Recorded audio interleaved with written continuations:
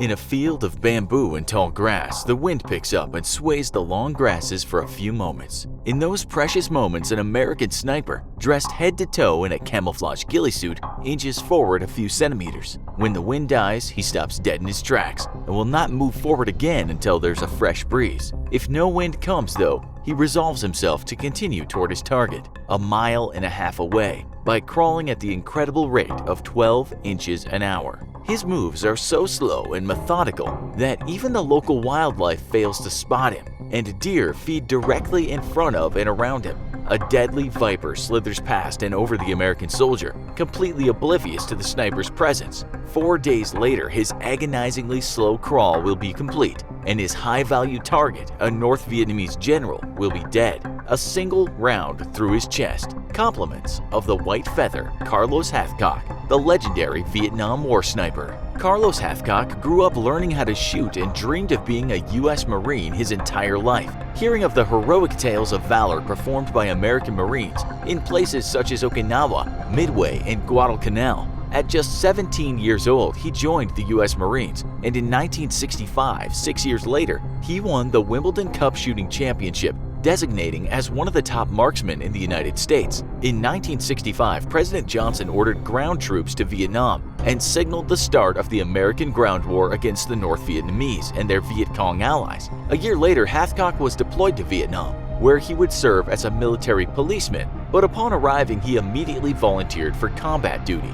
Given his incredible marksmanship, he was transferred to the 1st Marine Sniper Platoon, at the time stationed at Hill 55 south of Da Nang. So near the front lines, Hathcock would very quickly put his elite shooting skills to use, and he even went so far as to wear a white feather on his bush hat so as to dare the North Vietnamese to spot him, a move that would earn him his lifelong nickname. Hathcock was soon dispatching enemy snipers, and his preferred time to hunt was sunrise and sundown. As he'd go on to explain later, first light and last light are the best times. In the morning, they're going out after a good night's rest, smoking, laughing. When they come back in the evenings, they're tired, lollygagging, and not paying attention to detail. Hathcock would take advantage of the drop in the enemy's guard during these crucial hours to great effect, scoring 93 confirmed kills and over 300 unconfirmed kills. His skills soon made him a unit trainer, and he started training other snipers on how to move silently through the thick jungle, marksmanship skills, and the all-important art of camouflage. His skills would soon be put to the ultimate test when a top-secret mission came down the pipe, and Hathcock volunteered for it, remarking that he knew nothing about the details except that it was extremely dangerous and extremely important. That mission turned out to be the elimination of a North Vietnamese army general, an all-important link in the command and control chain of the North Vietnamese army, which had so far eluded capture or destruction. All the Americans had to go on was some rough intel that said the general was safely tucked away in a large North Vietnamese encampment, though they didn't know where exactly. Hathcock's job would be to do what platoons of infantry and squadrons of strike aircraft couldn't do: sneak up to the encampment, locate the general, and eliminate him. For days, he hiked through the thick bush in the direction of the encampment, avoiding North Vietnamese patrols the entire way. This would be a solo mission. He turned down a spotter, fearing that any additional soldiers accompanying him would only increase the odds of discovery. Deep down inside, the mission felt like a suicide mission, and Hathcock did not want to endanger fellow Marines if he could help it. At last, Hathcock arrived to the target area, and here he had to make a choice. Thick woods surrounded the camp on 3 sides, and would be the most obvious approach for a sniper, as it gave the best cover and concealment. However, that was exactly why Hathcock opted not to make his approach from the thick woods. It would be the most expected avenue of attack, and if he made his shot, it would be directly where enemy forces would head trying to flush him out. Instead, Hathcock opted to approach the camp from a different direction, an area of grassland that offered some cover in the form of bamboo shoots and tall grasses, but in many places offered little to no cover as the grass thinned. To a casual observer, the fourth approach was completely suicidal, but Hathcock was confident in his abilities to remain undetected. He would need to move in to at least 700 yards to make his shot, and that would mean that he needed to cross over 1,500 yards of open ground to get into a good shooting position. To do this, Hathcock stashed most of his equipment and loaded himself only with several canteens of water, his rifle, and a few rounds of ammunition. Then he began to low crawl to his objective, using a technique he called worming, which saw him move forward at the painfully slow rate of just inches every hour. This would make his movements so impossibly slow that they would be all but imperceptible to the enemy. Hathcock covered his full body in a ghillie suit, which would seem to be nothing more than another mound of grass, and it would take someone with a photographic memory to notice the incredibly gradual change in the landscape as he crawled forward. For 4 days and 3 nights, Carlos went without food or sleep, inching ever closer. Even animals were unaware of his presence, with wild boar and deer grazing just inches away. At one point, a deadly viper slithered next to him and over him. A single bite enough to kill him in seconds. Hathcock simply froze and let the viper pass on, then continued on his own way. As he neared the camp, Hathcock began penetrating the outer defenses. Patrols of enemy soldiers walked by just a few feet away from him, completely unaware of the sniper's presence, and at one point a soldier nearly tripped over him. Finally, he crawled between 2 heavy machine gun positions and changed his crawling technique, so that now he was crawling on his side so as to leave an even smaller trail behind him. Then, finally, on the 4th day, the general stepped out into his front porch and yawned. A second later, Hathcock's bullet had pierced his heart. The camp erupted in alarms and all the soldiers rushed to the thickly wooded tree lines, ringing the camp, searching for Hathcock for 3 days. Meanwhile, Hathcock simply crawled back home the way he had come, completely clear of any enemy activity. Hathcock's second most famous kill would be his showdown against a Viet Cong commander known as Apache. A sniper himself, Apache had earned her nickname for scalping American POWs and for her brutality as an interrogator. An extremely sadistic woman, she took great pleasure in torturing American soldiers, and in November of 1966, Hathcock found himself in her backyard. Earlier that month, the Apache had captured a young Marine private and then tortured him for a day and a half within earshot of his own unit. Hathcock was also there, and he could hear the screams from the soldier as the Apache skinned the private alive, cut off his eyelids, tore out his fingernails,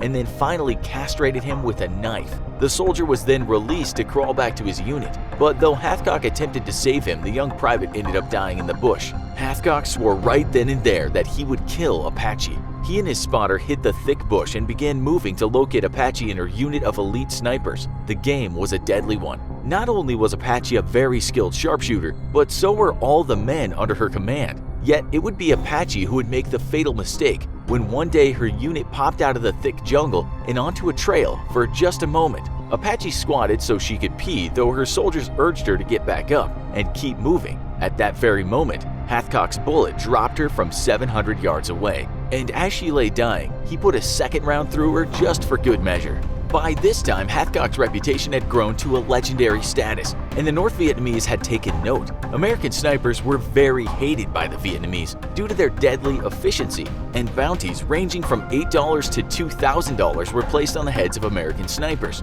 Yet Hathcock broke all records with an incredible bounty of $30,000 to whoever could kill him. Many Vietnamese snipers tried to collect, and Hathcock killed them all. One Vietnamese sniper with a legendary reputation of his own was eventually sent to dispatch Hathcock, a soldier by the name of the Cobra. The Cobra had kills as impressive as Hathcock, often striking targets deep inside American camps and then disappearing into the jungle. Perhaps as a warning to Hathcock of his arrival, the Cobra struck at the camp he was staying at and killed a gunnery sergeant. Hathcock watched the man die and swore right then and there that he would eliminate the Cobra. Baiting Hathcock into a fight, the Cobra began to kill many Marines around the encampment over the following few days. Hathcock and his partner took off into the jungle after the Cobra, and for days the 3 men played a deadly game of cat and mouse. At one point, Hathcock made a nearly fatal mistake and leaned against a rotted tree for support. But the rot had eaten through the tree and Hathcock fell over, giving himself away. The Cobra immediately fired and struck Hathcock's partner's canteen, making the man believe that he'd been hit due to the warm liquid spreading down his leg. Continuing their deadly pursuit, Hathcock managed to work around to the Cobra's position, forcing the Vietnamese soldier to move to Hathcock's old position.